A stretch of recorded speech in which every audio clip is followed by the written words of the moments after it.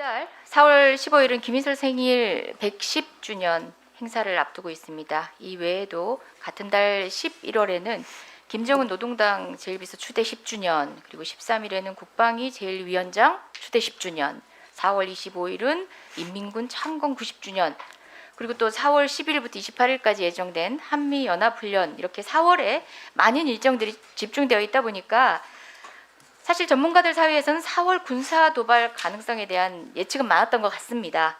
그런데 이번에 이제 여러 도발 좀 연속적이긴 했는데요. 특히 ICBM 같은 경우는 4년 4개월 만에 도발입니다. 4월을 예정하고는 있었지만 서둘러서 그것도 4년 4개월 만에 ICBM의 형태로 모라토리움을 파기한 방식으로 이렇게 강행된 데는 어떤 이유가 있다고 판단하고 계십니까?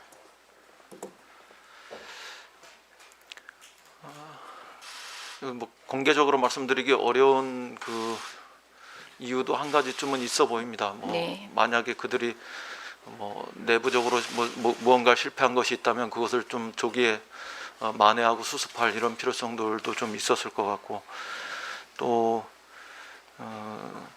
우크라이나 사태와 관련해서 그 정세의 어떤 공백 이런 것들을 조기에 활용할 그런 그 의도도 있었을 거라고 보여지고요.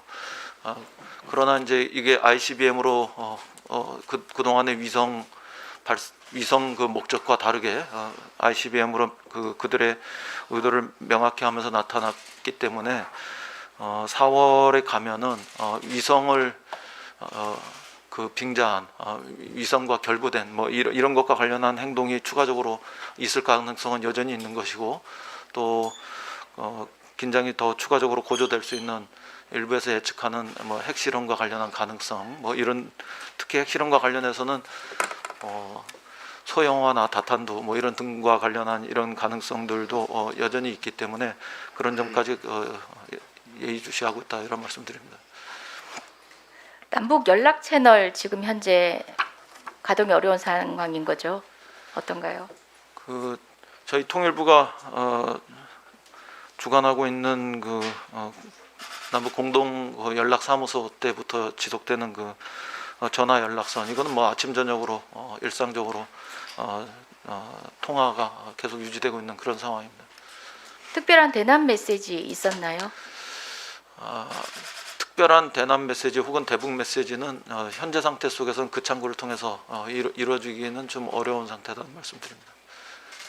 네, 지금 이 상황에 대해서 여러 가지 해석들 전문가들도 이야기하고 있지만, 사실상 예정된 이제 강대강 구도가 향후 존속될 그런 예측이 있는 가운데 국민이나 아니면은 경제 분야에 계신 많은 전문가들도 파급 효과에 대해서 많은 우려를 하고 있습니다. 외교부 장관님께도 이제 추후에 다시 여쭤보겠지만, 통일부 장관 생각에 이런 상호공포 효과를 유발하는, 긴장을 고도화시키는 방식만이 방법인지, 물론 단호한 한미동맹의 대처를 통해서 우리가 방어태세를 굳건히 할 필요는 있지만, 모라토리움 파기라는 것은 다시 이야기해서 모라토리움을 준수했을 때 가능했던 평화의 그런 공전 시기를 다시 한번 반증하는 거라고 생각하거든요. 그래서 양가적인 입장이 공존할 수밖에 없고, 그러한 측면에서의 강대강 구도를 극복하기 위한 통일부, 기타 평화 공존을 위한 노력의 계속에 대해서는 어떤 관점에서 인식을 하고 계시고 어떤 노력이 필요하다고 생각하시나요?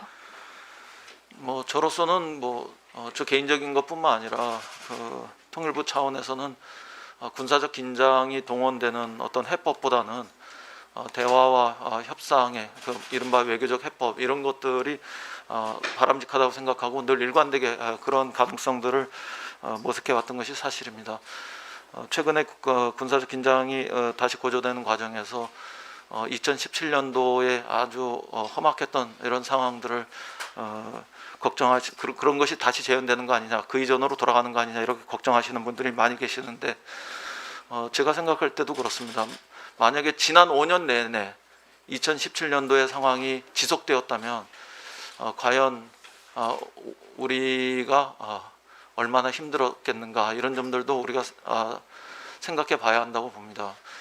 거기다 코로나 상황도 있었고 만약에 그 5년 동안 그런 상황이 반복되었다면 지속되었다면 과연 우리가 세계 10강의 경제 강국으로 다가설 수 있는 그런 가능성들이 쉬웠겠는가 이런 점들도 동시에 균형되게 살펴볼 필요가 있겠다 이런 생각합니다.